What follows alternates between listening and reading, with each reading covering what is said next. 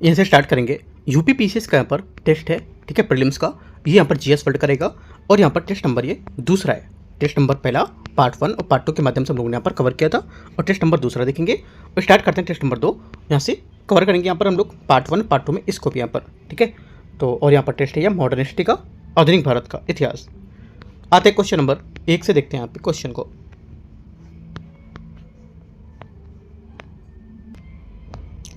पहला क्वेश्चन है, नीचे दिए गए पर कथनों पर विचार करना है। कथन ए कारणार, इसमें बोला भारत में प्रथम फ्रांसीसी जो थी फैक्ट्री की स्थापना पांडिचेरी में थी।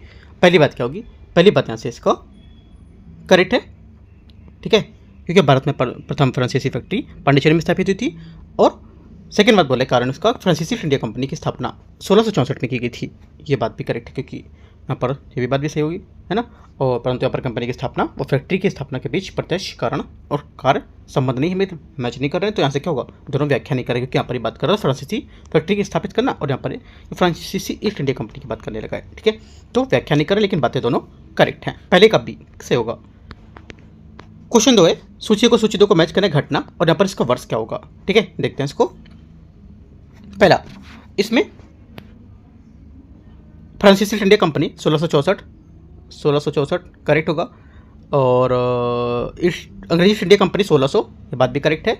इलाहाबाद की संधि C3 आपका 1765, बक्सर के 1764, A1 B2 C3 D4 इसका आंसर होगा ए नंबर करेक्ट आंसर यहाँ से। क्वेश्चन नंबर तीसरा, यहाँ से तीसरा बोला निम्नलिखित पर विचार करना है। इलाहाबाद की संधि के तहत ईस्ट इंडिया कंपनी को बंगाल, बिहार, उड़ीसा की दीवानी प्राप्त हुई थी। तीसरे का पहला स्टेटमेंट यहाँ से करेक्ट हो जाएगा। सेकेंड बात है, सेकेंड बोले इस संधि के समय मुगल सम्राट शाह आलम द्वितीय से, सेकेंड बात भी करेक्ट होगी, दोनों बातें सही हैं। तीसरा, ये संधि 1764 के बक्सर के युद्ध के बाद हुई थी। बक्सर के युद्ध के बाद की बात कर रहा है ना। तीसरी बात क्या हो जाएगी? तीसरी बात यहाँ से ये भी करेक्ट है। तीनों बातें सही हैं। तीसरे का आंसर 1, 2 और 3 से करेक्ट है। क्वेश्चन नंबर 4, सूची 2 को मैच करना है व्यवस्था और यहाँ पर इससे संबंधित कौन कौन है ये बोल रहा है, ठीक है। देखते हैं। पहले यहाँ पर बोल रहा है चौथे में कि दीवानी आपका हो जाएगा राजस्व अधिकार, है ना, राजस्व आर्थिक अधिकार होता है ये। तो आपका इसमें हो जाएगा 51। नियामत अधिकार क्या होता था? नियामत अधिकार सैन्य व कानून जो व्यवस्था होती थी ये होता था। और द्वैध शासन था, ये क्या था? द्वैध शासन बंगाल में लागू था, बंगाल में लागू व्यवस्था। और इलाहाबाद संधि जो थी ये मुगल कंपनी की समझौता। करेक्ट आंसर यहाँ से A1 B2 C3 D4 यहाँ पर भी होगा, ए यहाँ से सही आंसर है। क्वेश्चन नंबर 5 है, निम्नलिखित में से कौन सा यहाँ पर सही क्रम बताता है पांचवे का, ठीक है। कौन सा सही क्रम होगा तो बताना है आपको। देखो यहाँ से जो सही क्रम होगा पांचवे का ये हो जाएगा 1600। देखो चार्ट राइट कब हुआ था? 1600 में, है ना। और बक्सर को 1664, इलाहाबाद की संधि कब हुई? 1765, ऊपर बता चुका हूँ मैं। और दीवानी अधिकार के बाद 1765 है, ठीक है। तो 1765 के बाद से आपका दीवानी अधिकार हो जाएगा। सभी बातें यहाँ से सही है, मतलब इसकी ए नंबर की सीरियल से लगी है, ठीक है। क्वेश्चन नंबर 6, निम्नलिखित में से कथनों पर विचार करना है। वास्को डी गामा 1498 में भारत के कालीकट तट पहुंचा था। पहला क्या होगा? छठे का पहला स्टेटमेंट यहाँ से क्या होगा? ये करेक्ट है, पूरा सही है। सेकेंड बात है, कालीकट में वास्को डी गामा का स्वागत विजयनगर शासक के दौरान ही किया था। सेकेंड बात क्या होगी? सेकेंड बात यहाँ से ये गलत है। सेकेंड बात यहाँ से गलत, क्योंकि यहाँ पर उसका स्वागत जमोरिन था, जो जमोरिन ने किया था, ना कि कृष्णदेवराय ने। आंसर क्या होगा? केवल एक करेक्ट है, बी यहाँ से आंसर होगा। एक सही है, दूसरा गलत है। क्वेश्चन नंबर 7 आते हैं, 7वां नंबर देखते हैं। इसमें बोला निम्नलिखित कथन बताना है, कौन सा कथन यहाँ पर इसमें सही होगा, ठीक है। कौन सा कथन यहाँ पर सही है ये बताना है। तो इसमें जो सही होगा क्वेश्चन 7वें का, अल्फांसो डी एल्बुकर्क भारत में पुर्तगाली शक्ति का वास्तविक संस्थापक माना था। पहला क्या होगा? 7वें का पहला स्टेटमेंट करेक्ट है, क्योंकि एल्बुकर्क 1509 से 1515 के बीच में गोवा की राजधानी बनाकर पुर्तगाली साम्राज्य को संगठित किया था। पहला सही है। सेकेंड बात है, एल्बुकर्क ने भारत में पुर्तगालियों की पहली फैक्ट्री कोचीन में स्थापित की थी। ये बात गलत है, क्योंकि पहली पुर्तगाली फैक्ट्री कोचीन में नहीं बल्कि यहाँ पर 1503 में कोचीन में दुर्ग बना था। पहली फैक्ट्री अवधारणा इससे अलग हो जाएगी। ओनली 1 करेक्ट है, तो एक बात यहाँ से इसकी करेक्ट है। 7वें का ये होगा बी, है ना। पहला सही है, दूसरा गलत है। क्वेश्चन नंबर 8 है, निम्नलिखित में से कथनों पर विचार करना है, ठीक है। देखते हैं इसको। ये बोला है कि 1503 में पुर्तगालियों ने भारत में अपना पहला दुर्ग कोचीन में स्थापित किया था। पहला क्या होगा? पहला 18वें का स्टेटमेंट जो होगा ये करेक्ट है, सही है, क्योंकि यहाँ पर 1503 में कोचीन में पहला पुर्तगाली दुर्ग बना था। सही है। गोवा पर पुर्तगालियों का विशेष अधिकार बीजापुर के शासक यूसुफ आदिल शाह से छीन लिया गया था। सेकेंड बात क्या होगी? सेकेंड बात भी करेक्ट है, क्योंकि गोवा पर 1510 में बीजापुर के शासक यूसुफ आदिल शाह से छीना गया था। दोनों बातें करेक्ट। 8वें का आंसर 1 और 2 दोनों सही है, एक करेक्ट है। क्वेश्चन नंबर 9, निम्नलिखित कथनों पर विचार करना कौन सा सही नहीं है। ठीक है, कौन सा सही नहीं है 9वें में ये बताना है। देखो, पहला, थॉमस पीटर मंडी शाहजहां के शासनकाल में भारत आया था। पहला क्या होगा? पहला एकदम करेक्ट है। टॉमस पायस पुर्तगाली यात्री था। टॉमस पायस पुर्तगाली नहीं बल्कि अंग्रेज था, ये बात गलत है। डोमिंगो पायस विजयनगर काल का यात्री था, ये बात गलत है कि डोमिंगो पायस विजयनगर से जुड़ा था, गलत है ना। अच्छा, सही होगी बात ना, ये डोमिंगो पायस क्योंकि विजयनगर से जुड़ा था, सही बात बोल रहा है, तो तीसरा सही होगा, सी नंबर सही होगा। फ्रांसिस बर्नियर भारत में औरंगजेब के समय आया था, ये बात भी क्या होगी? करेक्ट है या नहीं? सोचो क्या होगी बात? ये बात भी करेक्ट हो जाएगी, डी नंबर, है ना। आंसर क्या होगा? सी डी, ए सी डी करेक्ट है। पूछेगी इसमें से कौन सा गलत है, तो बी गलत होगा। क्वेश्चन नंबर 10 आते हैं। निम्नलिखित पर विचार करना है। 1717 में फरमान द्वारा अंग्रेजी ईस्ट इंडिया कंपनी को बंगाल, बिहार, उड़ीसा से मुक्त व्यापार की अनुमति मिली थी, प्राप्त हुई थी। 10वें का पहला स्टेटमेंट यहाँ से करेक्ट है। सेकेंड, यह फरमान मुगल सम्राट फारूक शेर द्वारा जारी किया गया था। सेकेंड बात करेक्ट है। तीसरी बात है, इस फरमान के अंतर्गत अंग्रेजों को 3000 रुपये वार्षिक कर के बदले व्यापक व्यापारिक अधिकार मिले थे। तीसरी बात क्या हो जाएगी? ये भी करेक्ट है, क्योंकि केवल यहाँ पर 3000 रुपये वार्षिक कर पर अंग्रेजों को विशाल व्यापारिक छूट मिली थी, है ना। और तीनों बातें यहाँ से करेक्ट हो जाएंगी, 1 2 3। 10वें का आंसर क्या होगा? इस टाइप से सी करेक्ट आंसर हो जाएगा यहाँ से 10वें का। क्वेश्चन 11, निम्नलिखित पर विचार करना है। पहली बात है, भारत फ्रांसीसी ईस्ट इंडिया कंपनी की स्थापना 1664 ईस्वी में लुई 14वें के शासनकाल में हुई थी। पहली बात। 11वें का पहला स्टेटमेंट यहाँ से करेक्ट है, ठीक है। सेकंड, ये कंपनी भारत में 1668 ईस्वी में व्यापार करने लगी थी। सेकंड बात भी करेक्ट हो जाएगी। तीसरी बात है, फ्रांसीसी कंपनी को भारत में अंग्रेजों से पहले व्यापारिक राजनीतिक जो अधिकार थे वो प्राप्त हुए थे, ये बात गलत है, क्योंकि फ्रांसीसी कभी भी अंग्रेजों से पहले राजनीतिक प्रभुत्व स्थापित नहीं कर सकी थी, है ना। ये बात गलत हो जाएगी। आंसर क्या होगा? 1 और 2 करेक्ट है इसका, ए 11वें का सही आंसर है। क्वेश्चन नंबर 12 आते हैं 12वें में। यहाँ पर घटना दे रखी है, संबंधित तथ्य दे रखे हैं। वांडीवास का युद्ध कब हुआ था? ये घटना ही एक तरह से, है ना, ये उसी फ्रांसीसी पतन को लेकर के, राइट। उसके बाद 1717 का जो फरमान है ये क्या था? ये आपका था जो फरमान आपका हो जाएगा अंग्रेजी व्यापार का विस्तार होना था इसमें, ठीक है। कर्नाटक युद्ध जो था ये एंग्लो फ्रेंच संघर्ष था, ठीक है। और फ्रांसीसी सफलता शक्तिशाली अंग्रेजों की नौसेना थी, ठीक है। करेक्ट आंसर क्या होगा? या बोल सकते थे कमजोर नौसेना। Correct answer A1 B2 C3 D4 सही आंसर ए करेक्ट है। क्वेश्चन 13 निम्नलिखित पर विचार करना है। हैदर अली ने 1755 में डिंडीगुल तमिलनाडु में एक आधुनिक शस्त्रागार की स्थापना की थी। 13 का पहला स्टेटमेंट यहाँ से क्या होगा? ये करेक्ट है। हैदर अली ने फ्रांसीसी सहायता से डिंडीगल में शस्त्रागार बनाया। सेकेंड बात क्या होगी? मतलब पहली बात यहाँ पर सही होगी। सेकेंड बात क्या होगी? सेकेंड बात बोला कि हैदर अली के शासनकाल में प्रथम आंग्ल मैसूर युद्ध हुआ था। सेकेंड बात क्या होगी? सेकेंड बात यहाँ से करेक्ट है, क्योंकि 1767 में 1767 में और 1769 तक इसमें प्रथम आंग्ल मैसूर युद्ध हुआ था। दोनों बातें करेक्ट है। 13 का एक करेक्ट है। क्वेश्चन 14 14 नंबर है। सूची को सूची 2 को मैच करना है, युद्ध और इसके परिणाम कौन कौन से होंगे 14 में, ठीक है। पहला, प्रथम आंग्ल मैसूर युद्ध हैदर अली विजयी हुआ था। पहला क्या होगा? पहला यहाँ से सही है। द्वितीय आंग्ल मैसूर युद्ध हैदर अली की मृत्यु हो गई थी, सही है क्या? एकदम सही है। तीसरा, तृतीय आंग्ल मैसूर युद्ध टीपू सुल्तान को क्षेत्रीय हानि हुई थी। तीसरी बात भी करेक्ट है, इसको क्षेत्र छोड़ना पड़ा था यहाँ पे। और चतुर्थ था, ये टीपू सुल्तान की मृत्यु हुई थी, ठीक है, सही बात है, वीरगति प्राप्त हो गई थी। आंसर क्या होगा? 14 का ए यहाँ से सही आंसर है। क्वेश्चन 15 नंबर, नीचे दिए गए कथनों का कारण है।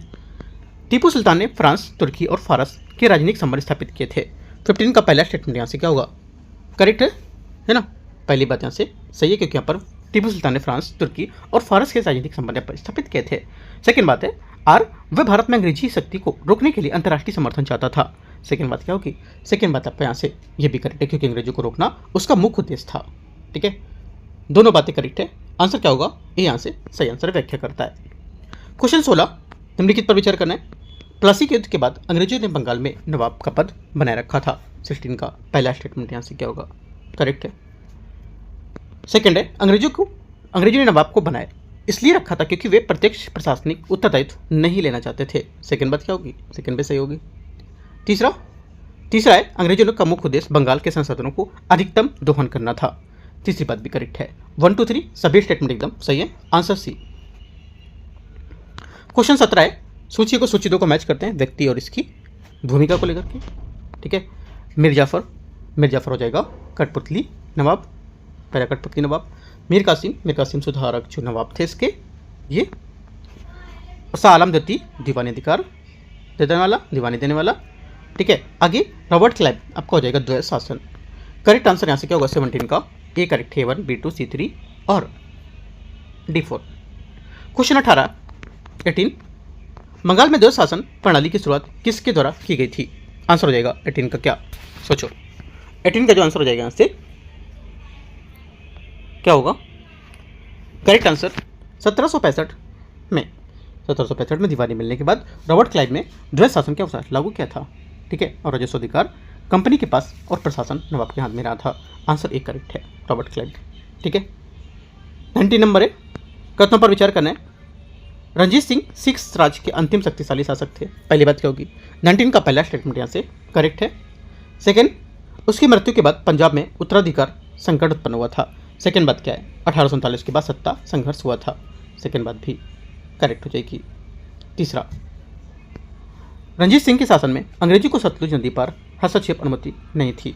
तीसरी बात क्या होगा, तीसरी बात भी करेक्ट है क्योंकि सतलुज नदी से अंग्रेज सीमित थे इसमें। तीनों बातें सही है, आंसर 19 का सी करेक्ट है। क्वेश्चन आते हैं 20 नंबर, 20 नंबर क्वेश्चन है, निम्नलिखित पर विचार करने। स्थायी बंदोबस्त की शुरुआत 1793 ईस्वी में लॉर्ड कॉर्नवालिस द्वारा की गई थी। 20 का पहला स्टेटमेंट यहाँ से क्या होगा, करेक्ट है। सेकेंड बोला है, इस व्यवस्था के जमींदारों को भूमि का वास्तविक स्वामी बना दिया गया था। सेकेंड बात क्या होगी, करेक्ट है। तीसरा, इस व्यवस्था का उद्देश्य ब्रिटिश सरकार की आय को स्थायी करना था। तीसरी बात भी करेक्ट है, तीनों बातें सही है, आंसर 20 का 1, 2, 3 सी यहाँ से 20 का सही आंसर हो जाएगा। 21 संधि और इसके वर्ष कौन कौन से देखते हैं। पहला, इलाहाबाद की संधि, यहाँ से इलाहाबाद की संधि आपकी जो हो जाएगी यहाँ पे 1765 में दीवानी अधिकार दिए गए थे इसमें। ठीक है, एक का मतलब इसमें आपका हो जाएगा दूसरा, हाँ ठीक है। मद्रास की संधि 1769 है ना, 1700 मद्रास की संधि कब हुई थी, मद्रास की संधि 1769 प्रथम आंग्ल मैसूर युद्ध के तहत समाप्त हुई थी। ठीक है, उसके बाद सालाबाई की संधि जो है ये आपकी जाएगी 1782 मराठा अंग्रेजों के विराम। तो ये ठीक है, और उसके बाद पुणे हो जाएगा 1817 तृतीय अंग में मराठा युद्ध। करेक्ट आंसर क्या होगा, 21 का सही आंसर जो आपका हो जाएगा यहाँ से ए करेक्ट है। क्या करेक्ट है, ए। 22 नंबर है, निम्नलिखित में से कौन सा कथन यहाँ पर सही नहीं है, कौन सा कथन सही नहीं है। 22वें का आंसर हो जाएगा डी स्टेटमेंट, जगत सेठ मीर कासिम का समर्थन किया था। ठीक है, ये बात इसकी गलत है क्योंकि जो मीर कासिम अंग्रेज विरोधी था इसलिए जगत सेठ उसके विरुद्ध थे, है ना। बाकी पहली दूसरी तीसरी करेक्ट है क्योंकि जगत सेठ बंगाल का सबसे बड़ा साहूकार था और उसने मीर जाफर और अंग्रेजों का समर्थन किया था और मुगल शासक फर्रुख शेर उपाधि की थी। तो डी यहाँ से आंसर होगा। 23 नंबर है, 23 नंबर, निम्नलिखित पर विचार करने के कथनों पर देखते हैं। भारत में अंग्रेजों का सबसे संगठित और दीर्घकालिक विरोध मराठों ने किया था।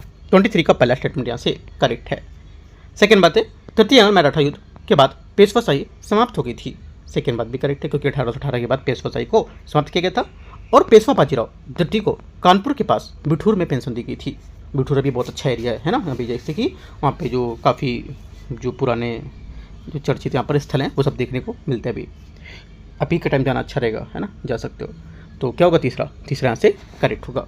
ठीक है, आंसर क्या होगा, बाजीराव द्वितीय को बिठूर में पेंशन दी गई थी। तीनों बातें यहाँ से करेक्ट है। 23 का 1, 2 और 3। 24 नंबर, 24 नंबर, 1817 की पुणे संधि के मराठा संघ पूरी तरह से समाप्त हो गया था। 24 का पहला स्टेटमेंट यहाँ से करेक्ट है। ठीक है, सेकेंड बात है, तृतीय अंग मराठा युद्ध के बाद भारत में अंग्रेजों की सुरक्षितता स्थापित हो गई थी। सेकेंड बात यहाँ से करेक्ट है क्योंकि अब इसके बाद कोई भी बड़ी यहाँ पर क्या था, बड़ी भारतीय शक्ति यहाँ पर शेष नहीं रही थी और यहाँ पर भारत अंग्रेजों की सर्वोच्चता स्थापित हो गई थी। आंसर क्या होगा? 24 का एक करेक्ट है। क्वेश्चन नंबर 25 है, दोनों बातें करेक्ट है 24 में। 25 नंबर, अंग्रेजों के बाजीराव द्वितीय को पेंशन, अंग्रेजों ने बाजीराव द्वितीय को पेंशन इसलिए दी थी क्योंकि, देखो इसलिए दी थी क्योंकि अंग्रेज विद्रोह से बचते हुए सत्ता में अपने हाथ में लेना चाहते थे और पेंशन एक राजनीतिक हथियार थी। 25 का सी सही आंसर होगा। 26 आते हैं, 26 नंबर, निम्नलिखित में से कथनों में से कौन सा कथन गलत है या कौन सा कथन सही नहीं है?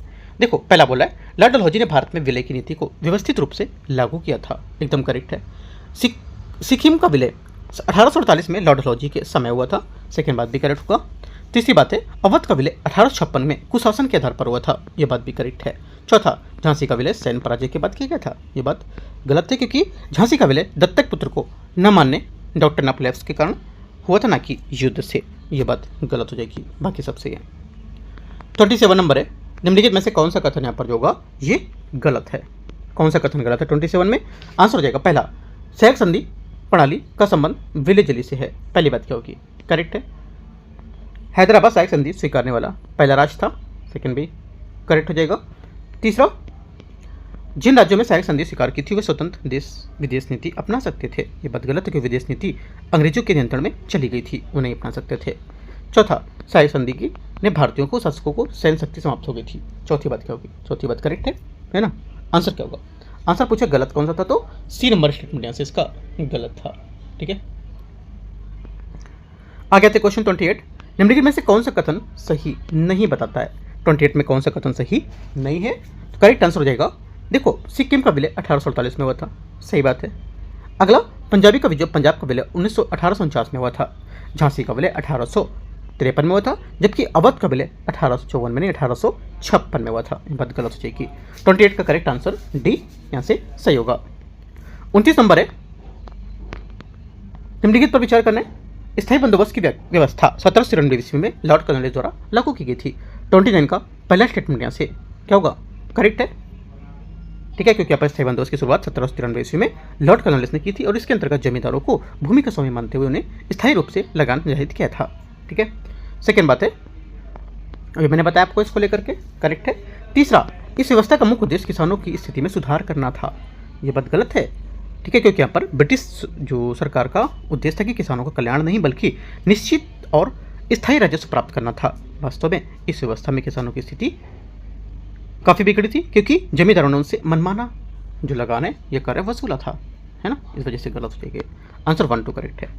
क्वेश्चन 30 नंबर है 30, सूची को सूची 2 को मैच करते हैं व्यवस्था और इसकी क्या विशेषता होगी? पहली बात है, इसमें बोला स्थायी बंदोबस्त आपको हो जाएगा क्या? स्थायी बंदोबस्त बंगाल। रैयत वाली जो व्यवस्था है ना, ये क्या होगी? रैयत वाली व्यवस्था आपके बी का हो जाएगा मद्रास व बम्बई, राइट। महालवाड़ी उत्तर पश्चिमी भारत और स्थायी बंदोबस्त लॉर्ड कॉर्नवालिस का प्रवर्तक था। आंसर 30 का एक करेक्ट है। A2 B3 C1 D4 इसका आंसर होगा। क्वेश्चन 31 है, 31 नंबर आते हैं। नीचे दिए गए यहाँ पर कथन और कारण। लॉर्ड कॉर्नवालिस ने कार्यपालिका और न्यायपालिका को अलग किया था। लॉर्ड कॉर्नवालिस ने 1793 में न्यायिक जो सुधार थे उसके माध्यम से प्रशासन में शक्तियों का पृथक्करण को सिद्धांत लागू किया था और इसके अंतर्गत न्यायिक कार्यों को प्रशासनिक कार्यों से अलग कर दिया था। यह सिद्धांत यूरोपीय राजनीतिक विचारधारा से प्रेरित था। पहली बात सही है, वे प्रशासन शक्तियों में पृथक्करण सिद्धांत से प्रभावित थे। सेकेंड बात क्या होगी? यह भी करेक्ट है क्योंकि इस सुधार से न्यायिक निष्पक्षता बढ़ी थी और प्रशासनिक भ्रष्टाचार पर नियंत्रण स्थापित हुआ था, इसलिए ये दोनों बातें यहाँ पर एकदम सही बताता है। आंसर है 32 नंबर 32, स्थायी भूमि व्यवस्था का समर्थन करने वाले प्रमुख इतिहासकार कौन थे? 32 का आंसर हो जाएगा, यह था आरसी दत्त, इसका सही आंसर होगा 32। आरसी दत्त भारतीय व्यवस्था और भूमि व्यवस्थाओं के प्रसिद्ध इतिहासकार थे। उन्होंने स्थायी बंदोबस्त का समर्थन किया था क्योंकि उनका मानना था कि इसने भारतीय किसानों के हित सुरक्षित रह सकते हैं। इसमें उन्होंने अपनी पुस्तक इकोनॉमिक हिस्ट्री ऑफ इंडिया में ब्रिटिश राजस्व नीति की आलोचना के साथ साथ स्थायी बंदोबस्त के कुछ सकारात्मक पक्षों की भी उजागर किया था। बी 33 नंबर क्वेश्चन है, कॉर्नवालिस संहिता 1793 में लागू की गई थी। पहली बात 33 का क्या होगा? 33 का पहला स्टेटमेंट यहाँ से करेक्ट है। इस संहिता का संबंध केवल भूमि व्यवस्था से था, यह बात गलत हो जाएगी क्योंकि कॉर्नवालिस संहिता 1793 में लागू की गई थी और ब्रिटिश भारत में ब्रिटिश भारत में प्रशासनिक न्यायिक सुधारों के आधार बनी थी और ये केवल भूमि व्यवस्था तक सीमित नहीं थी, बल्कि इसमें न्यायपालिका, प्रशासनिक संरचना, सिविल सेवाओं की जो शक्तियां हैं और पृथक्करण संबंधित प्रावधान भी शामिल किए थे। इसलिए यहाँ पर पहला सही है, दूसरा गलत हो जाएगा। ओनली वन करेक्ट है, तो आंसर बी 33 का। 34 नंबर 34 नंबर क्वेश्चन है, निम्नलिखित पर विचार करना है। भारत में रेलवे का विकास औद्योगिक क्रांति के विस्तार से प्रत्यक्ष रूप से जुड़ा था। पहला 34 का पहला स्टेटमेंट यहाँ से करेक्ट है, क्योंकि भारत में रेलवे का विकास ब्रिटिश जो औद्योगिक क्रांति थी उसकी आवश्यकताओं से गहराई से जुड़ा था और इंग्लैंड के कारखानों को कच्चे माल की निरंतर आपूर्ति और तैयार माल के लिए विशाल बाजार की आवश्यकता थी। ठीक है, और जिससे क्या था कि रेलवे को इससे संभव बनाया, है ना। रेलवे के माध्यम से भारतीय कृषि को अंतर्राष्ट्रीय बाजार से जोड़ा था। सही बात हो जाएगी। तीसरी बात है, रेलवे का मुख्य उद्देश्य भारतीय को सस्ता यात्री परिवहन उपलब्ध कराना था। ये बात गलत है, क्योंकि हालांकि परिवहन का इसका एक परिणाम था, परंतु ये इसका प्रमुख उद्देश्य नहीं था कि उनका जो ये करना है ना, उनको सुलभ बनाना, आसान बनाना, बल्कि यहाँ पर प्राथमिक लक्ष्य औपनिवेशिक व्यापार, प्रशासनिक नियंत्रण को लेकर के गतिशीलता को बढ़ाना था। ठीक है, 1 2 करेक्ट होगा। 35 नंबर आते हैं 35। निम्नलिखित में से कौन सा कथन यहाँ पर गलत है? 35 में कौन सा गलत है? तो देखो, भारत में पहला छपाई कारखाना जो था, पहला छापखाना 1556 में पुर्तगालियों द्वारा गोवा में स्थापित किया गया था। इसके बाद प्रेस का विकास धीरे धीरे हुआ और 19वीं शताब्दी में ये राष्ट्रीय चेतना का सशक्त माध्यम बन गया था और उसके समाचार पत्रों पर, पत्रिकाओं में सामाजिक सुधार, राजनीतिक अधिकार और औपनिवेशिक शोषण के विरुद्ध जनमत तैयार किए गए थे। और ये कहना था कि प्रारंभिक समाचार पत्र का उद्देश्य केवल ब्रिटिश शासन का समर्थन करना था, परंतु ये पूर्णतः सही नहीं थी बात। यद्यपि कुछ यहाँ पर जो ब्रिटिश पत्र थे उनके अनुकूल होते थे, परंतु यहाँ पर कई पत्र जो थे राष्ट्रवादी विचारों के वाहक भी बने थे, है ना। आंसर ऐसे 35 का क्या होगा? सी करेक्ट है। 36 नंबर 36 नंबर क्वेश्चन, कथन एक कारणार दादाभाई नौरोजी ने भारत की आर्थिक दुर्दशा के निष्कासन सिद्धांत के माध्यम से समझाया था। पहली बात, 36 का पहला स्टेटमेंट यहाँ से करेक्ट है। ठीक है, सही है, क्योंकि अब दादाभाई नौरोजी आधुनिक भारत के पहले आर्थिक राष्ट्रवादी विचारक थे। उन्होंने धन निष्कासन सिद्धांत के माध्यम से ये स्पष्ट किया था कि भारत की गरीबी प्राकृतिक नहीं बल्कि औपनिवेशिक शोषण का परिणाम है। उनके अनुसार भारत में ब्रिटेन को वेतन, पेंशन, लाभांश, प्रशासनिक व्यय, व्यापारिक लाभ के रूप में धन निरंतर प्रभाव होता था। पहला सही हो जाएगा। दूसरी बात इसमें आर, उनके अनुसार भारत में राष्ट्रीय आय का बड़ा भाग बिना किसी प्रतिफल ब्रिटेन चलाता था। ऐसा गलत है, मतलब ये भी बात करेक्ट है, क्योंकि ये बोले थे कि जो प्रशासनिक व्यय और व्यापारिक लाभ के रूप में धन का निरंतर प्रभाव होता था, इसके बदले में भारत को कोई प्रत्यक्ष लाभ नहीं मिलता था। ठीक है, और यही कारण था कि भारत में राष्ट्रीय आय घटती थी और गरीबी बढ़ती जाती थी। इस प्रकार कारण और कथन दोनों एकदम सही बताते हैं। ठीक है, आगे आते क्वेश्चन 36 का ए करेक्ट है। 37 नंबर है, 37 नंबर बोला इसमें, भारत में प्रथम ट्रेड यूनियन अधिनियम 1926 में पारित किया गया था। पहली बात यहाँ से करेक्ट है, सही बात है। सेकेंड बात है, इस अधिनियम द्वारा पंजीकृत ट्रेड यूनियन को वैधानिक मान्यता प्राप्त हुई थी। सही है, इस अधिनियम द्वारा मुख्य उद्देश्य औद्योगिक उत्पादन को बढ़ाना था, न कि श्रमिकों के अधिकार को रक्षा करना था। ये बात गलत हो जाएगी। ओनली 1 2 करेक्ट है। 37 का आंसर ए। 38 नंबर है, 38 नंबर क्वेश्चन 38। ब्रिटिश शासन एक क्या था? स्थायी व लगातार बढ़ता हुआ विदेशी आक्रमण है, जो धीरे धीरे सही मगर पूरे देश को नष्ट कर रहा है। उपयुक्त वक्तव्य किस भारतीय राष्ट्रवादी और ब्रिटिश शासन के संबंध में कहा गया था? आंसर होगा गोपाल कृष्ण गोखले, इसका आंसर होगा। ठीक है, 1926 में पारित भारतीय ट्रेड यूनियन जो अधिनियम है, इसमें श्रमिक आंदोलन इतिहास में महत्वपूर्ण पड़ाव था। इस अधिनियम के माध्यम से पहली बार पंजीकृत ट्रेड यूनियन ने कानूनी मान्यता दी गई थी, जिससे वे हड़ताल, सामूहिक सौदेबाजी और संगठनात्मक गतिविधियां वैध कर सकते थे। ठीक है, इससे पहले श्रमिक संगठन अवैध माने जाते थे, उनके नेताओं पर मुकदमे चलाते थे। हालांकि ब्रिटिश सरकार का व्यापक उद्देश्य औद्योगिक शांति बनाए रखना था, फिर भी यह अधिनियम श्रमिक अधिकारों की रक्षा की दिशा में एक महत्वपूर्ण कदम सिद्ध हुए थे। अतः कहना यह होगा कि उनका मुख्य उद्देश्य केवल उत्पादन बढ़ाना था। ये बात गलत हो जाएगी। आंसर एक करेक्ट है। क्वेश्चन 40 है, 39, 49, 39। कथन ए कारणार, ब्रिटिश शासन ने भारतीय कृषक वर्ग की निरंतर जो कमजोर, मतलब कहने का कि भारतीय जो शासन था उसमें भारतीयों की कृषक वर्ग था, उसकी स्थिति क्या होती थी? निरंतर या कंटिन्यू क्या कमजोर होती चली गई थी। पहली बात क्या है? पहली बात यहाँ से करेक्ट है, क्योंकि ब्रिटिश शासन की जो भू राजस्व नीति थी, चाहे वह स्थायी बंदोबस्त हो या रेतवाड़ी हो या मालवाड़ी व्यवस्था, मुख्यतः सरकार की आय बढ़ाने पर केंद्रित थी। इन नीतियों में लगान दरें अत्यधिक ऊंची रखी गई थी और प्राकृतिक आपदाएं, जो फसल नष्ट होने की स्थिति में भी किसानों को कर चुकाना पड़ता था, है ना, सही होगा। ब्रिटिश सरकार ने अधिकतम राजस्व प्राप्त करने को कठोर भू राजस्व नीति अपनाई थी। सेकंड बात भी करेक्ट है, दोनों बातें सही हो जाएंगी। इसकी आंसर 39 का एक करेक्ट है। क्वेश्चन 40 से 40, निरंतर निम्नलिखित कथनों पर विचार करना है। देखते हैं 40। इसमें बोला है कि 1918 में गठित भारतीय उद्योग आयोग को उद्देश्य भारतीय उद्योगों की स्थिति का अध्ययन करना था। 40 का पहला स्टेटमेंट यहाँ से क्या होगा, करेक्ट है, क्योंकि भारतीय उद्योग के आयोग का गठन 1918 ईस्वी में किया गया था ताकि भारत में उद्योगों की स्थिति, समस्याओं को, संभावनाओं का अध्ययन किया जा सके। ठीक है, मदन मोहन मालवीय ने आयोग के अध्यक्ष सदस्य के रूप में अलग रिपोर्ट प्रस्तुत की थी, ये बात भी करेक्ट है।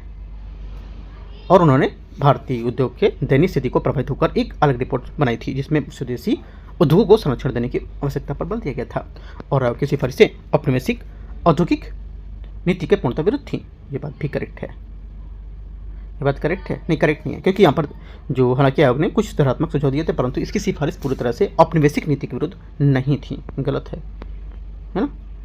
आंसर क्या होगा, सही चुनना है तो 1 2 करेक्ट है। 40 का 41 है, नीचे दिए गए कथन और कारण है। 1857 का विद्रोह केवल सैनिक असंतोष का परिणाम नहीं था। पहली बात यहाँ से स्टेटमेंट इसका करेक्ट है, क्योंकि 1857 का विद्रोह केवल कारतूसों या सैनिक असंतोष तक सीमित नहीं था बल्कि ब्रिटिश शासन की नीतियां जैसे धार्मिक मामले में हस्तक्षेप, सामाजिक सुधारों के बिना संवेदनशील लागू करना, दत्तक सिद्धांत द्वारा भारतीय राज्यों को विलय तथा आर्थिक शोषण ने व्यापक असंतोष को जन्म दिया था। पहला सही है। दूसरा, ब्रिटिश प्रशासन नीति ने भारतीय सामाजिक, धार्मिक और राजनीतिक ढांचे को गहराई से प्रभावित किया था। सेकेंड बात यहाँ से ये भी करेक्ट है, क्योंकि समाज के विभिन्न वर्गों ने, जमींदार, किसान और धार्मिक नेताओं ने भी से भाग लिया था, है ना, और इसमें व्यापक असंतोष को जन्म दिया था। सैनिक असंतोष को इस असंतोष की चिंगारी मात्र मानते थे। दोनों बातें यहाँ से इसकी करेक्ट है। ठीक है, ये यहाँ से आंसर होगा। 42 नंबर 42, बिहार में 1857 के विद्रोह का नेतृत्व कुंवर सिंह ने किया था। पहली बात यहाँ से करेक्ट है।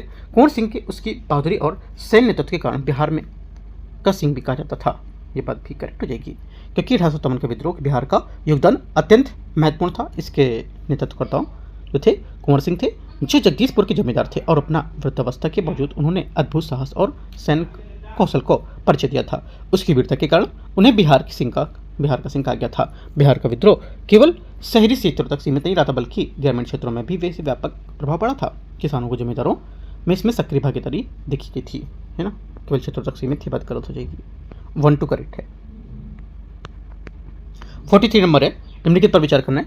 1857 का विद्रोह तत्कालिक कारण चर्बी लगे कारतूस थे। पहली बात क्या होगी, 43 का पहला स्टेटमेंट यहां से जुड़ेगा, जी करेक्ट है ना, क्योंकि यहाँ पर चर्बी लगे कारतूस 1857 के विद्रोह का तत्कालिक अवश्य कारण थे, क्योंकि इसमें सैनिकों की धार्मिक भावनाएं काफी आहत हुई थी और किंतु यह कहना था कि यह सब कारण सामाजिक, आर्थिक और असंबंधित था, है ना, असंबंधित तरीके से सही नहीं था। वास्तव में सैनिक असंतोष व्यापक सामाजिक, आर्थिक, राजनीतिक संतोष का ही एक हिस्सा था। सेकेंड बात है, ये कारण विद्रोह के सामाजिक आर्थिक उदाहरणों को असंबंधित था, ये बात करेक्ट है, मतलब गलत है, क्योंकि किसानों ने बदहाली, जमींदारों की नाराजगी, शासकों को अपना सुना, धार्मिक हस्तक्षेप बनी थी, इसे मिलकर विद्रोह को पृष्ठभूमि तैयार करने को लेकर बताया था। तो ये बात गलत हो जाएगी कि बार बोल रहा है कि सामाजिक आर्थिक आधारों को पूर्णतः असंबंधित था, है ना, ओनली 1 करेक्ट है। क्वेश्चन नंबर 43 हो गया। 44, निम्नलिखित पर विचार करना है। 1857 के विद्रोह के प्रारंभ में सही क्रम निर्धारण यहाँ पर बताना है कौन कौन से थे, कालक्रम के अनुसार यहाँ पर विद्रोह प्रारंभ को लेकर के। 44, पहला आपको जाएगा मेरठ, दिल्ली, कानपुर, सही है, क्योंकि 1857 के विद्रोह की शुरुआत 10 मई 1857 को मेरठ से हुई थी। ठीक है, जहाँ भारतीयों ने सैनिकों को अंग्रेजियों अधिकारियों के विरुद्ध विद्रोह कर दिया था और इसके तुरंत बाद विद्रोह को दिल्ली पहुंचने के बहादुर शाह जफर को क्या कर दिया था, उन्होंने भारत में सम्राट घोषित कर दिया था। इसके पश्चात ये विद्रोह उत्तर भारत के अन्य क्षेत्रों में फैल गया था जिसमें कानपुर एक प्रमुख केंद्र बना था और इस प्रकार विद्रोह का क्रम मेरठ, दिल्ली, कानपुर हो गया। 45 नंबर है, निम्नलिखित पर विचार करना है। लखनऊ 1857 के विद्रोह का नेतृत्व बेगम हजरत महल ने किया था। 45 का पहला यहाँ से करेक्ट है। उन्होंने अपने पुत्र विजिरिस कादिर को अवध का नवाब घोषित किया था, ये बात भी करेक्ट है, क्योंकि लखनऊ में 1857 के विद्रोह का एक अत्यंत महत्वपूर्ण केंद्र था। ठीक है, और यहाँ विद्रोह का नेतृत्व बेगम हजरत महल ने किया था। उन्होंने अवध का नवाब वाजिद अली शाह के पुत्र विजिरिस कादिर को नवाब घोषित किया था। लखनऊ का विद्रोह केवल सैनिकों तक सीमित नहीं था, बल्कि इसमें नागरिकों, तालुकदार और धार्मिक वर्गों की व्यापक भागीदारी क्या हुई थी देखी गई थी। और बेगम हजरत महल का नेतृत्व विशेष रूप से उल्लेखनीय था, क्योंकि उन्होंने अनेक राजनीतिक सैन्य बल्कि यहाँ पर प्रतिरोध संचालन भी किया था, है ना। ये बात गलत हो जाएगी। 1 2 करेक्ट है 45 का। 46 नंबर है। 46 बोला है सूची को सूची दो को मैच करना नेता और विद्रोह को इसके केंद्र कौन कौन से देखते हैं। पहला यहाँ पर बोला है नाना साहब। नाना साहब आपको जाएंगे कानपुर। बेगम हजरत महल कहाँ पर है? बेगम हजरत महल आपको जाएगा लखनऊ। कुंवर सिंह कहाँ पे थे? कुंवर सिंह थे आपके C3 बिहार में, राइट। और जो मौलवी अहमदुल्ला फैजाबाद। करेक्ट आंसर 46 का ये सही आंसर होगा। 47 निम्नलिखित पर विचार करना है। अधिकांश जनजाति विद्रोह का सामान्य कारण औपनिवेशिक शासन द्वारा पारंपरिक सामाजिक आर्थिक संरचना को तोड़ना था। पहली बात 47 का करेक्ट है। सेकंड, जनजातीय क्षेत्रों में बाहरी महाजन, ठेकेदार और मिशनरियों का प्रवेश विद्रोह के प्रमुख कारण बन गया था। सही बात है। तीसरी बात है, जनजातीय विद्रोह मुख्यतः आधुनिक राष्ट्रीय चेतना से प्रेरित था। ये बात भी करेक्ट है। तीनों बातें यहाँ से एकदम सही हैं। आंसर क्या होगा? सी करेक्ट है। 48 नीचे देगा भी कथन कारण, देखते हैं कारण कथन। जनजातीय विद्रोह की तीव्रता 19वीं शताब्दी में अधिक हो गई थी। 48 पहला, औपनिवेशिक काल में जनजातीय विद्रोह का स्वरूप मुख्यतः रचनात्मक, प्रतिक्रियात्मक तथा ब्रिटिश शासन के जनजातीय समाज के पारंपरिक भूमि को लेकर के स्वशासन की प्रणाली को नष्ट कर दिया था। और बाहरी महाजन, साहूकार, ठेकेदार, ईसाई, मिशनरी जनजातीय क्षेत्रों में प्रवेश कर गए थे और कई से जिससे अपन का क्या शोषण बढ़ा था। सेकेंड है, ब्रिटिश शासन में वन कानूनों और नई भूमि व्यवस्था के माध्यम से जनजाति के जीवन का आधार नष्ट किया था। ये बात भी करेक्ट होगी, ठीक है। हालांकि इन आंदोलन ने अपने समाज की रक्षा की चेतना थी, लेकिन आधुनिक राष्ट्रीय आंदोलन जैसी स्पष्ट राष्ट्रवादी विचारधारा में नहीं थी। दोनों बातें करेक्ट है। आंसर है 49 नंबर। 49 नंबर, निम्नलिखित में से कौन सा कथन यहाँ पर सही नहीं बताता है? 49 में कौन सा कथन सही नहीं है? करेक्ट आंसर हो जाएगा ये 19वीं शताब्दी में ब्रिटिश शासन द्वारा लागू किए गए वन कानून जनजातियों के पारंपरिक अधिकारों को समाप्त कर दिए गए थे, ठीक है, समाप्त कर दिया था। और शिकार, लकड़ी संग्रह, स्थानांतरित खेती जैसी गतिविधियां प्रतिबंधित हो गई थी। और साथ ही नई भूमि राजस्व व्यवस्था उन्हें साहूकार महाजनों पर निर्भर बना दिया था, ठीक है। ये बात इसकी गलत हो जाएगी। 49 हो गया। 50 नंबर, निम्नलिखित कथनों पर विचार करना है। पाबना आंदोलन का मुख्य उद्देश्य अवैध लगान वृद्धि का विरोध करना था। 50 का पहला स्टेटमेंट यहाँ से करेक्ट होगा। सेकेंड है, तेभागा आंदोलन जो था उसमें किसानों ने फसल को 2 तिहाई से अपने मांगा था, क्योंकि पाबना आंदोलन 1873 से 76 के बीच में बंगाल में किसानों द्वारा अवैध लगान वृद्धि की जिम्मेदारी अत्याचारों के विरुद्ध चलाया गया था, जिसका मूल स्वरूप यहाँ पर जो था कानूनी और शांतिपूर्ण था। तेभागा आंदोलन में किसानों ने यह मांग रखी थी कि फसल 2 तिहाई हिस्सा किसानों और 1 तिहाई हिस्सा जमींदारों को मिले। हालांकि कुछ आंदोलन में हिस्सा हुई और लेकिन ये कहना था कि सभी किसान आंदोलन हिंसक थे, ठीक है। ये गलत हो जाएगा। 1 2 करेक्ट है। आंसर है क्वेश्चन नंबर 51। निम्नलिखित पर विचार करना है। नील विद्रोह और पाबना किसान आंदोलन दोनों मूल कारण औपनिवेशिक शासन द्वारा किसानों को आर्थिक शोषण था। पहला 51 का पहला स्टेटमेंट यहाँ से क्या होगा? करेक्ट है। नील विद्रोह किसानों के नील खेती के लिए बलपूर्वक बाध्य किया जाता था, जबकि पाबना विद्रोह में अवैध लगान वृद्धि का विरोध किया गया था। सेकेंड बात यहाँ से ये भी करेक्ट है, क्योंकि नील विद्रोह 1859 में बंगाल में यूरोपीय जो नीले थे उनके द्वारा किसानों को जबरन नील की खेती थोपे जाने के लिए विरुद्ध हुआ था और किसानों ने अग्रिम देकर कम कीमत पर नील उगाने का बात किया जाता था, जिससे क्या होता था वे कर्ज और गरीबी में फंस जाते थे। और वही पावना किसान आंदोलन जो थे जमींदारों द्वारा अवैध लगान वृद्धि, बेदखली, अत्याचार उसके विरुद्ध दोनों आंदोलन के आधार पर आर्थिक शोषण था, किंतु इनका स्वरूप मुख्यतः शांतिपूर्ण और कानूनी रहा था, न कि सशक्त था, ठीक है। तो 1 2 सिर्फ करेक्ट है, ये आंसर होगा। 52 नंबर क्वेश्चन 52 है। नीचे दिए गए भी कथन और कारण है, ठीक है। बिजोलिया आंदोलन राजस्थान में एक दीर्घकालिक किसान आंदोलन था। 52 का पहला स्टेटमेंट क्या होगा? करेक्ट है, क्योंकि बिजोलिया जो आंदोलन है राजस्थान के मेवाड़ क्षेत्र में किसानों द्वारा चलाया गया एक दीर्घकालिक संघर्ष था, जहाँ किसानों पर अत्यधिक लगान, बेकार या निःशुल्क श्रम, विवाह कर और अन्य सामाजिक आर्थिक बंधन थोपे गए थे। इन अत्याचारों के कारण किसानों में व्यापक असंतोष फैल गया था और आंदोलन का उद्देश्य शोषणकारी व्यवस्था को अंत करना था। यद्यपि यह आंदोलन धीरे धीरे विकसित हुआ, लेकिन इसका प्रभाव गहरा और दीर्घकालिक होता रहा था। आंसर क्या होगा 52 का एक करेक्ट है, दोनों बातें से इसकी व्याख्या भी कर रहा है। 53 नंबर क्वेश्चन है ऐसे, इसमें बोले किसान और जन आंदोलन का भारतीय जो राष्ट्रीय आंदोलन है इस विकास में बड़ा योगदान क्या था। आंसर होगा ये था, उन्होंने शोषण के विरुद्ध संगठित प्रतिरोध की परंपरा को विकसित किया था। ठीक है, यहाँ पर किसान और जनजाति जो जन आंदोलन थे उसमें भारतीय बाजार भारतीय समाज में शोषण विरुद्ध यहाँ पर संगठित संघर्ष की परंपरा को विकसित किया था। और इन आंदोलन के ग्रामीण जो भारतीय थे उनको राजनीति और जो जागरूक रूप यहाँ पर बनाया गया था। ठीक है, अधिकार तथा भूमि स्वामित्व जैसे मुद्दों पर राष्ट्रीय विमर्श का स्थान दिलाया गया था। राइट, तो आंसर क्या होगा बी, यहाँ से इसका सही आंसर होगा क्वेश्चन नंबर 53 का। 54 नंबर है, विधवा पुनर्विवाह आंदोलन और बाल विवाह विरोध के संबंध में विचार करना है। विधवा पुनर्विवाह के वैधानिक समर्थन में ईश्वर चंद्र विद्यासागर की भूमिका निर्णायक रही थी। पहली बात यहाँ से करेक्ट है। सेकेंड बात है कि 1856 में विधवा पुनर्विवाह अधिनियम का सीधा उद्देश्य बाल विवाह को समाप्त करना था। ठीक है, इसका उद्देश्य बाल विवाह को समाप्त करना नहीं था, बल्कि विधवाओं को पुनर्विवाह का वैधानिक अधिकार देना था और बाल विवाह के विरुद्ध संघर्ष अलग सामाजिक सुधार आंदोलन के रूप में विकसित हुए थे। एक करेक्ट आंसर है, दूसरा गलत होगा। बाल विवाह निषेध से जुड़े प्रारंभिक प्रयास सामाजिक सुधारकों द्वारा किए गए थे, ना कि औपनिवेशिक सरकार द्वारा। ये बात करेक्ट है। ठीक है, औपनिवेशिक सरकार ने दबाव में आकर कानून बनाए थे और पर पहल यहाँ पर समाज सुधारकों की ही देखी गई थी। एक और तीन करेक्ट है। आंसर है 55 नंबर है, नीचे दिए गए भी कथन और यहाँ पर कथन कारण है। कथन आर्य समाज ने शुद्धि आंदोलन के माध्यम से धार्मिक पुनर्जागरण का प्रयास किया था। 55 का पहला स्टेटमेंट यहाँ से करेक्ट है। सेकंड है, आर्य समाज का उद्देश्य वेदों की ओर लौटना सामाजिक कुरीतियों को समाप्त करना था। सेकंड बात भी करेक्ट हो जाएगी। दोनों बातें यहाँ से करेक्ट है, क्योंकि अपराध समाज की स्थापना स्वामी दयानंद सरस्वती ने 1875 में की थी।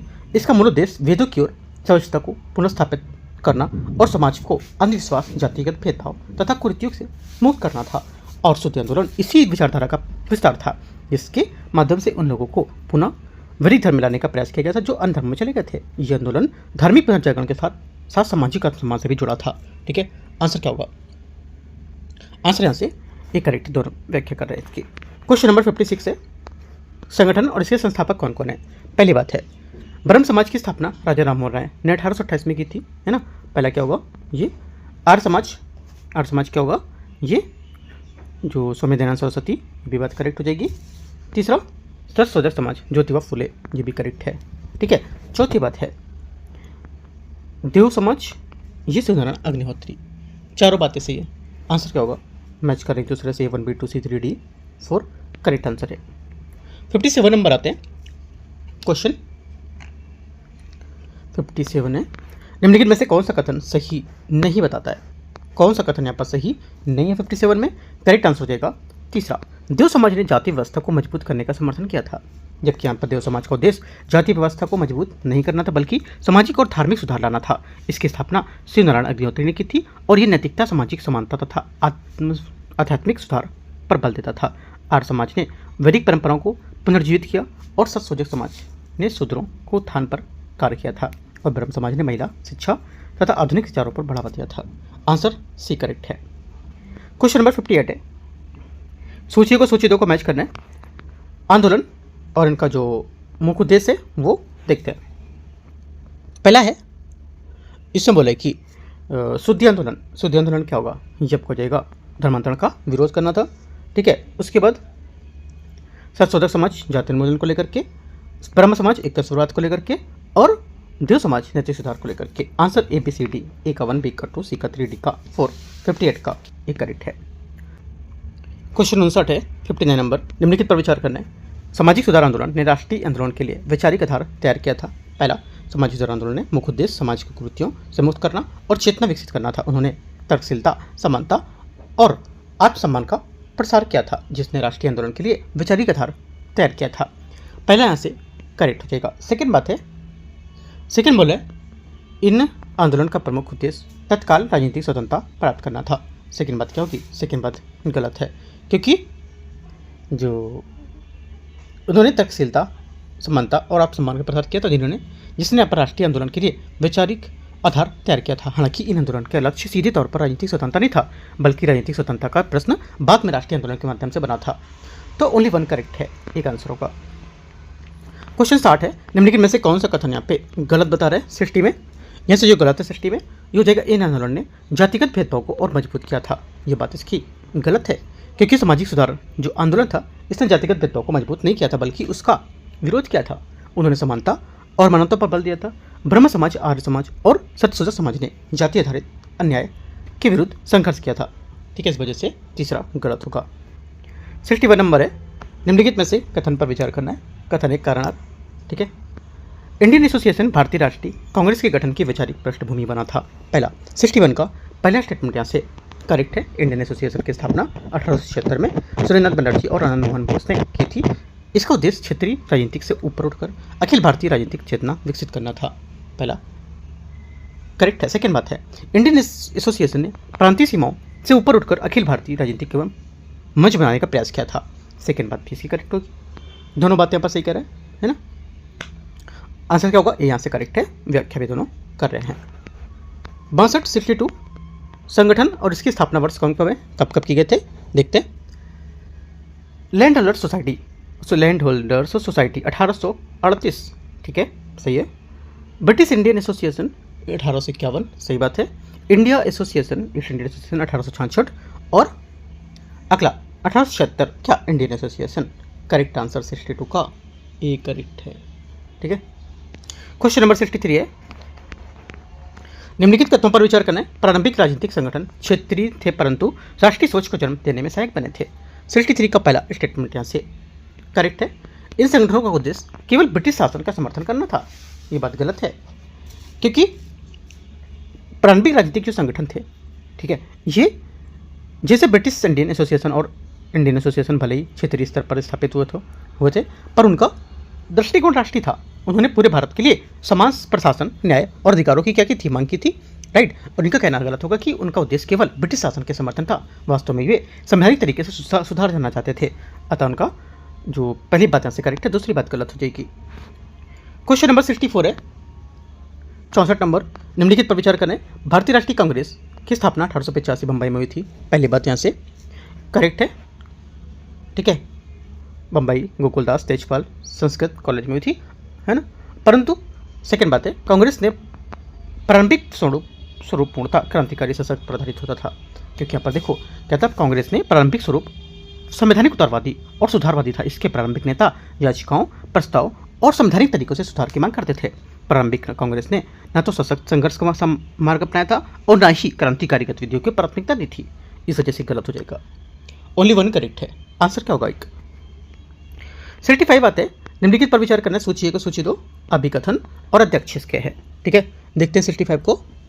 पहला 1885 WC बनर्जी, है ना, सही होगा। B2 कलकत्ता 1906 दादाभाई नौरोजी, सूरत 1907 रासबिहारी घोष और 1929 Lahore Jawaharlal Nehru. A1 B2 C3 D4। 65 का ए करेक्ट आंसर है। 66 से नीचे दिए गए कथन और कारण है। 1906 के कलकत्ता अधिवेशन में कांग्रेस ने स्वदेशी और बहिष्कार को अपने कार्यक्रम में सम्मिलित किया था। 66 का पहला स्टेटमेंट यहाँ से क्या होगा, करेक्ट है। सेकंड, बंगाल विभाजन 1905 ने राष्ट्रवादी आंदोलन को जन आधारित स्वरूप प्रदान किया था। सेकंड बात क्या होगी, सेकंड बात भी यहाँ से करेक्ट हो जाएगी। ठीक है, दोनों बातें सही है। आंसर क्या होगा 66 का ए यहाँ से आंसर है करेक्ट।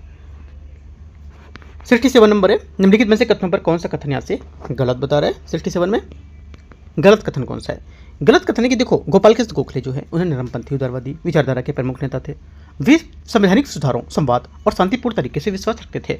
जो और उग्रवादी विचारधारा का नेतृत्व बाल गंगाधर तिलक ने, बिपिन चंद्र पाल और लाला लाजपत राय ने किया था। सूरत अधिवेशन में कांग्रेस का विभाजन हुआ था और तिलक ने धार्मिक सांस्कृतिक उत्सव के माध्यम से जन जागरण किया था और उग्रवादियों ने याचना की राजनीति को विरोध किया था। यहाँ से केवल बी बात यहाँ से गलत हो जाएगी। ठीक है, बाकी पूरी बात आपको याद रखनी है। 68 नंबर है, कथन ए और कारणार्थ। देखो एक एक बात को आपको बहुत अच्छे से पढ़ना है। मैं आपको फिर से बोल रहा हूँ, अभी यूपीएससी का जो पेपर हुआ था 24 मई को, उसमें देखो मैंने अभी उसमें टारगेट भी स्टार्ट किया था यूपीएससी का। टारगेट्स के मैंने कम से कम 30+ क्वेश्चन जो थे, क्वेश्चन बोल सकते हो 30+ टॉपिक जो थे, मैंने आपको बताया था, हाईलाइटेड किए थे कि टॉपिक इंपॉर्टेंट हैं सब। 30+ क्वेश्चन वहाँ से आए। अगर उतने क्वेश्चन कर लेते तो आपके शायद आज यहाँ पर मेरिट के पास होते। बहुत लोग हैं चैनल पर जो लोग यहाँ पर टारगेट के थ्रू ही यहाँ पर काफ़ी ज़्यादा मार्क्स लेके आए हैं, है ना। आप चैनल पे देखोगे ना, मिलोगे लोगों से तो देखो वहाँ पे कमेंट आए हैं लोगों के, है ना, बताए उन्होंने, मैंने कुछ ऐसा नहीं बोला कि ऐसा है, उन्होंने यहाँ पर जो लोगों ने शेयर किए कि सर इतने टारगेट से इतने क्वेश्चन आए, तो उसको जिसको मैंने पीडीएफ बना के आपको डाल दिया टेलीग्राम पर, तुम देख सकते हो। तो मैं ये कहना चाहता हूँ कि जो भी यहाँ पर क्वेश्चन आ रहा है उन सभी के टॉपिक को आप क्लियर करते जाओ, कवर करते जाओ पूरे। जैसे कि यहाँ पर क्वेश्चन था बाल गंगाधर तिलक को लेकर के, ब्रिटिश सरकार का था, है ना, और यहाँ पर 1907 का सूरत अधिवेशन है। तो जितना यहाँ पर टॉपिक आ रहा है उन टॉपिकों को जाके अच्छे से कवर करते जाओ, तो आप अच्छे से क्वेश्चन आप पेपर में कर पाओगे, ठीक है, ध्यान रखना है आपको ये। बाकी टेलीग्राम से जुड़ जाओ, यूपीएससी नॉलेज टेक सर्च करो, और इंपॉर्टेंट चीज़ें रहेंगी मैं आपको शेयर करता रहूँगा टेलीग्राम पे, ठीक है। यहाँ से 68 का देखते हैं, तो 67 तो हो चुका था ना, 68 नीचे दिए गए भी कथन कारण बाल गंगाधर तिलक को ब्रिटिश सरकार का भारतीय शांति का जनक कहा जाता है। पहला क्या होगा, 68 का पहला स्टेटमेंट यहाँ से क्या होगा, ये करेक्ट है, क्योंकि बाल गंगाधर तिलक ने गणपति उत्सव और शिवाजी उत्सव जैसे यहाँ पर धार्मिक सांस्कृतिक आयोजनों को राष्ट्रीय चेतना के माध्यम से बदल दिया था, जिससे जनता में राजनीतिक जागरूकता आई थी और ब्रिटिश सत्ता को सीधी चुनौती मिली थी। इसी कारण ब्रिटिश सरकार ने उन्हें भारतीय शांति का जनक कहा था। पहला करेक्ट है। सेकेंड मत है, तिलक ने धार्मिक प्रतीकों का प्रयोग कर जनता को राजनीतिक रूप से संगठित किया था, ये बात भी करेक्ट हो जाएगी। दोनों बातें सही हैं और इसकी व्याख्या भी कर रहा है। 69 नंबर है 69, 1907 में सूरत अधिवेशन भारतीय राष्ट्रीय आंदोलन में महत्वपूर्ण मोड़ क्यों माना जाता है। आंसर, क्योंकि कांग्रेस का संगठनात्मक विभाजन हुआ था इसलिए, ठीक है। 70 नंबर है, निम्नलिखित पर विचार करना है। स्वदेशी आंदोलन प्रभाव बंगाल के किसानों पर अत्यंत व्यापक रहा था। 70 का पहला स्टेटमेंट यहाँ से करेक्ट है। सेकेंड बात है, स्वदेशी आंदोलन के दौरान मुस्लिम समुदाय की भागीदारी सर्वत्र समान और संगठित थी। सेकेंड बात भी इसकी गलत हो जाएगी। क्यों? क्योंकि यहाँ पर मुस्लिम समुदाय की भागीदारी पूरे बंगाल में समान नहीं थी और कई मुस्लिम किसान जमींदार और व्यापारिक हितों के जुड़े होने के कारण आंदोलन दूरी बनाए रखे थे, जबकि यहाँ पर कुछ स्थानों पर मुस्लिम बुद्धिजीवी और छात्र आंदोलन से जुड़े थे। इसलिए कहना होगा कि मुस्लिम भागीदारी सर्वत्र रूप से एक समान थी, तो गलत हो जाएगी बात। ओनली वन करेक्ट है। 70 का एक। 71 है, स्वदेशी आंदोलन को भारतीय राष्ट्रीय कांग्रेस के कार्यक्रम के औपचारिक रूप से कब और कहाँ अपनाया गया था, बताना है आपको। आंसर हो जाएगा 71 का, यह अपनाया गया था कलकत्ता अधिवेशन 1906। 1906 का कलकत्ता अधिवेशन भारतीय राष्ट्रीय कांग्रेस के इतिहास में एक महत्वपूर्ण मोड़ था, ठीक है।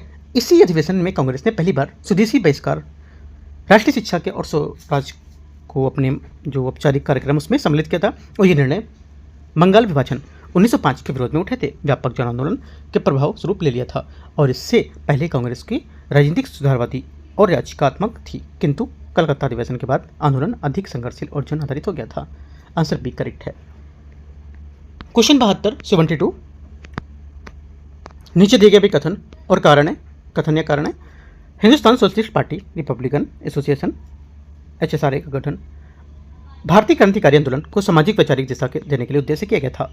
72 का पहली बात क्या होगी, एकदम करेक्ट है, ठीक है। सेकेंड बात है, सेकेंड बोला है कि आर जो है 1920 के दशक में भारतीय क्रांतिकारी केवल औपनिवेशिक सत्ता के अंत तक ही सीमित न रहकर सामाजिक आर्थिक समानता की स्थापना पर भी लक्ष्य मानने लगे थे, ये बात भी करेक्ट है।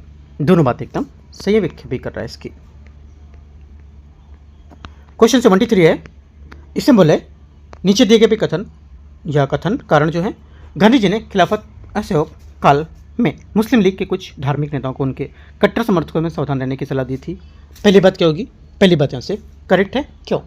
क्योंकि गांधी जी खिलाफत आंदोलन के समय मुस्लिम समुदाय को राष्ट्रीय आंदोलन से जोड़ने का पक्षधर थे, किंतु वे धार्मिक कट्टरता से हमेशा सावधान रहते थे और सावधान रहने को कहते थे। उन्होंने स्पष्ट किया था कि आंदोलन का लक्ष्य स्वतंत्रता है, ना कि धार्मिक वर्चस्व, ठीक है। मुस्लिम लीग के कुछ नेताओं ने धार्मिक भावनाओं को राजनीतिक प्रयोग की प्रवृत्ति को गांधी जी को चिंतित करती थी।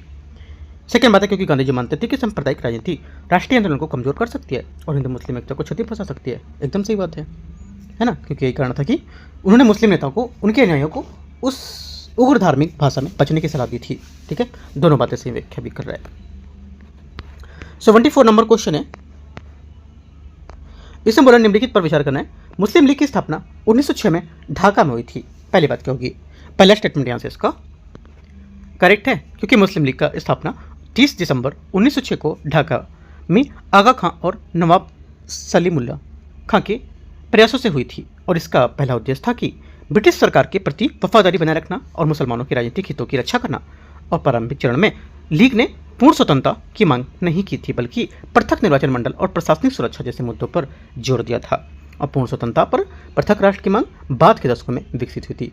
अतः पहला कथन यहाँ से करेक्ट है, दूसरी बात यहाँ से इसकी गलत हो जाएगी, ठीक है। आंसर क्या होगा? दूसरा गलत है, तो एक इसका सिर्फ सही आंसर होगा, ए यहाँ से आंसर है।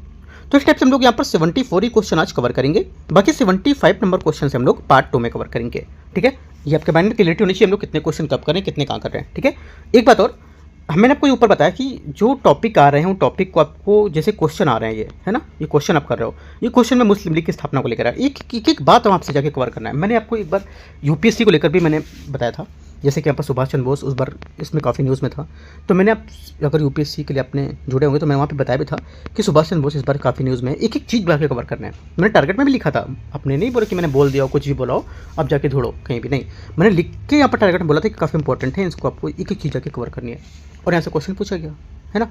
तो काफ़ी ऐसे क्वेश्चन थे जो मैंने फोर्स किया था कि इनको आपको अच्छे टॉपिकों को कवर करो, क्वेश्चन पे डिपेंड मत रहो। क्वेश्चन हो सकता है यूपी पीसीएस में ये सब क्वेश्चन ना पूछे, है ना, मुस्लिम लीग को लेकर के बोले, मुस्लिम लीग के बारे में कौन सी बात गलत है, बोलेगा कि मुस्लिम लीग की स्थापना 1903 में हुई थी, है ना, या ऐसे करके मतलब स्टेटमेंट घुमा देगा। तो चीज़ों को आपको याद रखना है। ठीक है, आंसर क्या होगा? आंसर यहाँ से आपका बता चुका हूँ मैं, 74 का ये करेक्ट था, एक बात इसकी सही थी। और यहाँ से एंड करते हैं, कुछ डाउट रहेगा आप नीचे कमेंट करके बताओगे, और एक एक टॉपिक को अच्छे से यहाँ पर कवर करना है, जितने भी टॉपिक जितने भी क्वेश्चन आए उस सभी क्वेश्चन के एक एक टॉपिक को अच्छे से कवर करना है। ठीक है, मैं आपको जो आपके साथ पूरी कोशिश करूँगा कि पेपर आपका यहाँ पर क्वालिफाई कराने की, अगर यहाँ पर बात मेरी हमारी मानोगे एक एक बात तो। ठीक है, तो इतना आपको मानते चलना है, बाकी मैं एक एक चीज़ आपको यहाँ से कवर कराता रहूँगा यूपी पीसीएस के लिए। अभी हम लोग अपना यूपी पीसीएस का जो यूकेटी का पेपर था, 2 पेपर ला चुके थे, वो एक तरह से वो डेमो पेपर थे वो दोनों ना, मतलब दिखाने के लिए कि हाँ पेपर ऐसे। अब मैं उसको स्टार्टिंग से यूकेटी का फर्स्ट पेपर फिर से लेके आने वाला हूँ, वो एक तरह से डेमो पेपर थे, वो काफ़ी पहले कराए थे मैंने। तो अब यहाँ से स्टार्टिंग से पहला पेपर हम लोग लेके आएंगे जल्दी। राइट, आते हैं, एंड करते हैं। कुछ डाउट रहेगा आप कमेंट में पूछो, और टेलीग्राम आपको जरूर ज्वाइन करना है। ठीक है, all the best, thank you.